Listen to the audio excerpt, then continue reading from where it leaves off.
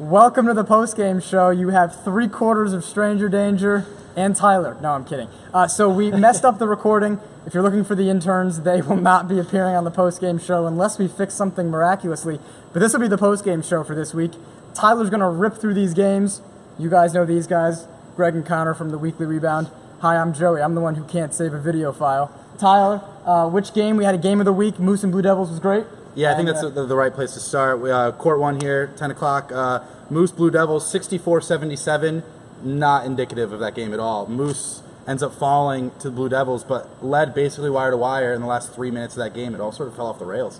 Yeah, the patented Moose defense came out tonight. We saw the entire game, 4 quarters. Greg talks about how they make you play their game. We always talk about how these other teams they change the tempo of the game, but that's what Moose does, and they cater towards the defensive end. And they really were generating stops all night, and it really took Devon Pratt, got hot in that fourth quarter, and I was telling the people, once he starts shooting, lifts up that team to a total new level because Mike can't do all the shooting. They need some help with the outside shots. I know Destin's been struggling to get his stroke flowing. He's still waiting to get hot this year. So it was Devon Pratt. He was the big fourth quarter factor in helping get that win. Devon saving his shooting is very Belichickian. It's almost like he has it in his back pocket. Just, do we need it? Do we not? We're down 12, not yet. And then you hear the team kind of say, all right, pull it, take the shot. And then he's making them, and you see it fall apart, and that's when they were able to build that lead. Yeah, I think in the past we've seen Mike Davis teams just rely on Mike Davis, and for the Blue Devils to know that they have another stone-cold killer in the fourth quarter to go to, that's huge. Moving right along, we got Throne and BS&B. Throne comes away 69-53, a score Rob Gronkowski would really be proud of. I like this Throne team even without Joe Bacciello. They're sort of still finding themselves, but I think Jason Hernandez is legit. Yeah, Jason Hernandez he might be top 3 most pure point guard in our league. I don't know if there's a guard in our league that looks for his teammates more than Jason does. Every single time he's going down the court, he's driving, he's looking for his teammates, and I actually said to Connor in the middle of the game, I said, he might be looking for his teammates too much because I think he can shoot really well, and I think they need him to kind of play more a Joe Bacciello role and just kind of take over and shoot a little more. There's nothing wrong with being selfish, especially when you're that talented, but the Throne have a lot of depth, and I'm really interested next week, Team Moose versus the Throne. And they were scouting after the game. I know Lee, and I forget who else, maybe JR Wright, I believe it was, were hanging out scouting. They were like, well, I hope they're off shooting next week as well. Team Moose played well. The Throne played well this week. I know they played down to their opponent a little bit, so that'll be interesting because Team Moose is not playing down to anyone. They're actually playing up to their competition and definitely deserve to be 3-2. They were 3-1 coming in. The Throne, also one of those higher teams that's going to be looking to make a statement against Moose. Yeah, so speaking of Team Moose and teams that pride themselves on defense, we'll go right along to Flint and Goon Squad. 74-61, Flint walks away with this one. And this is one of those matchups with two teams that just are very physical. Like Matt Marconi is just an absolute brick force down there. And, of course, Flint is 8 deep, all big guys, most of them all 6-footers. Sort of just, I think, a little bit too much firepower for Goon to handle. Yeah, we talked about it on the Weekly Rebound, and they came out with that chip on their shoulder, and they really showed it. They got off to a nice lead. They maintained it throughout the game. And Goon Squad was just struggling to keep the pace that the Flint Tropics had set throughout the game. And that's been their story all year. They have the talent. They have really good players, like you said, Marconi, Massaro, Migliaro. These are guys that can score the ball. And they just don't have enough weapons to supplement these other guys in those late stages of the game when maybe they're tiring out, they need an extra boost, they need that spark off the bench. A little bit what we just mentioned with Devon Pratt, how he gave them that boost in the fourth quarter. They need a factor like that to really put them over the edge. But right now, the Flint Tropics, they're rolling, so we'll see how they can continue this streak. Believe it or not, Stuckey might have been the best thing to happen to the Flint Tropics. You mentioned Bizzuto and Migliaro. It was the Southern Connecticut State basketball alumni crowd. And they're on separate teams. They were once teammates. So it was cheering for both teams, which was awesome.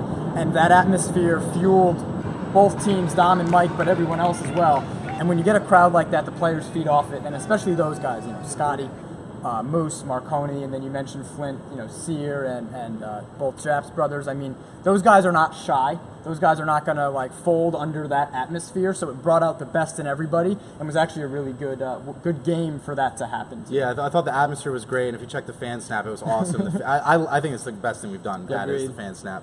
I think perhaps for me the biggest surprise of the whole week, we have Monster Shooter Shoot. Before we took on No Limit, and before the Shooter Shoot took on Monstars, I bet Luke Riccio of the Shooter Shoot said whichever team has the closest loss pays the other one 5. And, of course, they lose by 8 to the Monstars, and No Limit beats us by 49. So Monstars shoot first. It was really impressive. Shooter Shoot deserves a hell of a lot of credit for last week and this week. I know they were really upset about some stuff we said in the weekly rebound, the power rankings, articles, everything. And if teams want to know how to kind of move up and kind of prove yourself, do what Shooter Shoot has done. They came out, they don't care who they're playing, they shoot the ball well, which is indicative of their name, and they just play hard D, and they don't care who it is you're going against. You're going against Reggie Stewart and Kenton Miles and Corey Jacobs, you're probably thinking, all right, game over, we're losing by 30. They never had that mindset once.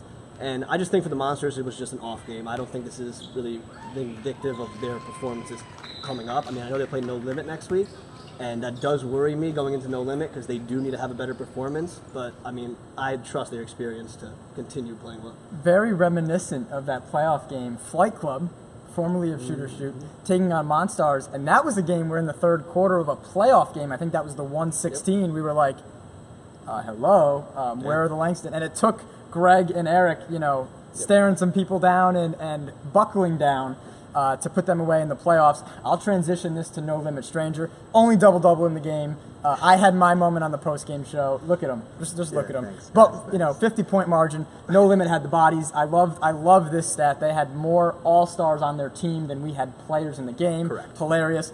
We had 4 guys. Brendan gets hurt, and he would have been helpful. Not that we would have won or anything. But No Limit plays throughout. I think both teams played throughout, and I'm obviously now speaking for the three-fourths of our team. that our team are here. But No Limit is here to make a statement, and I think they've pressed teams throughout, not only us. I mean, that's different. That doesn't count. They want to smoke us regardless because of who we are. But they've pressed teams throughout the season, and it's about making a statement for them that they are not about the stats. They're going to sub. They're going to stay fresh. They're going to smoke teams start to finish because they're here for the title, and they're the last undefeated team. Flint would have something to say about that, but they're the last undefeated team and are not even worried about that. And I think a lot of their interviews say that, and I think a lot of their play speaks to that they're in this to be playing on the last night of the season, and you can see it week in and week out with them. I'll add one more thing. Dunk contest is all but a formality this year. You can hand the damn trophy to Shaquan. It is his. Eric will have something to say, and Marky's back as well. I'm excited. And Pooch. So I think those 4 are in the dunk, and if we give him a little time to warm up, I know Kevin Rivera wanted to get back in, and he's like, if you give me time to practice, I'll be able to do my dunks. I'm like, all right, Kev, you can't lose. You got to make the finals to win it, right, in the dunk contest. But those 5 are exciting to me for a dunk contest that has gotten better each season. Yeah, a lot of athleticism. Yeah, not us. On the bench. Not us. Not us. We'll pass. Not us. They can use us as props. Yeah, I'll stand there for you to jump over. So the other big blowout, Chasers semi-pro. Chasers 110, semi-pro 58. No big surprises here. I feel bad for him. It seemed like the Chasers knew Jesse Doucette was the guy to go after. They doubled him early. Semi-pro had nothing to do. There was no ball handlers, not a lot of scoring, just kind of a tough matchup for them. Yeah. I was sitting right there at courtside, and Doucette, one of the best shooters that we have in this league, he was getting open looks, and we even threw up a couple air balls on open looks, which is so surprising from a shooter as good as him. So definitely struggled to find his rhythm. They were doing a lot defensively, to clog lanes and make it hard for him to see the floor the way he wants to do it and be a point guard for his team. But shout out to Jake Caselli for that team. Actually had a breakout game, probably one of his best games of his Legacy League's career. Definitely had an unbelievable performance, was splashing from 3, had a couple and ones where he drove to the rim, but at the end of the day, this was a Jerry Washington show. He had no Deontay, and he had the weight on his shoulders, so he really stepped up. He was unbelievable. Not as efficient as I would like to see him be from the free throw line.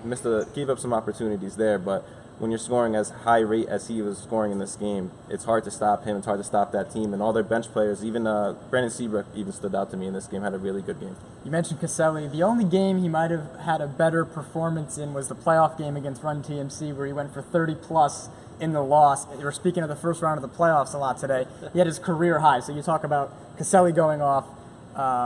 He's done it once before, of course, against my team. And, of course, our last game of the night, again, it's hard to call it an upset, I guess, but if you're going by power rankings, which, of course, all opinion, Temptations come out, double-digit victory, 80-64 over the Rim Breakers. Carmine Santorelli gets injected back into that lineup. Surprise, surprise. Temptations look like Temptations again. And I'm going to start with Kavion Turnbull. I think he's way too good of a player to be playing this passive. I think he needs to be more aggressive, and I think that's really what the game came down to. The Temptations with Carmine Santarelli and Melquan Horton, that's a duo that needs to be talked about. Is just, I think the past with Carmine's teams is he's really missed that one guy that can really help him, and I think with Melquan now, he's a star. Nick's playing less of a role, and Nick Santarelli's shooting awesome this year, and Jalen Eggleston's really coming into that, I don't know if it's a backup point guard role, but there's so much pressure taken off Carmine's shoulders this year that he's kind of just, I see him at ease and just so much happier, and the Temptations really impressed me, but as far as rim breakers, I want to see them just be more aggressive. I really think they need to attack more. You mentioned Turnbull. We had this conversation after rim breakers Monstars. It's like he only had 11 points. He had 8 in the first quarter, when him and Pooch were going back and forth. And then you look up and a guy of his size and stature, 11 points in a game against the Monstars. So, again, this week, similar questions with him. Melquan Horton's the type of player, I think, for Carmine, and I'll get to him quickly in a second. But Melquan does it without the ball. And I think with a player like Carmine, who you notice when he's not there, teams have been without players of Carmine's stature. You met Joe Bacciello, who missed some time last season whenever the Langston brothers wouldn't show up, or even no Deontay, right?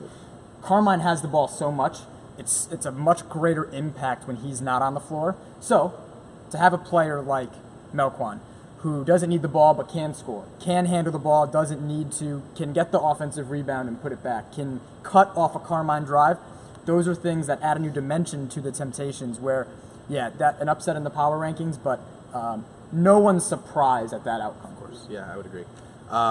Over halfway through, we're getting down to it, starting to sort of figure out where we're thinking about teams coming down to playoffs. 4 weeks left. It's exciting. Still nursing a couple of big losses this week. My Patriots, no limit. It's a rough week. It's a rough week. For Gregory and Connor and the Commish, I'm Tyler. This is the Week 5 second recording of the Postgame Show. Sorry. You'll never see the first one, and neither will we, unfortunately. It was a lot better than this one, so I apologize. See you next week.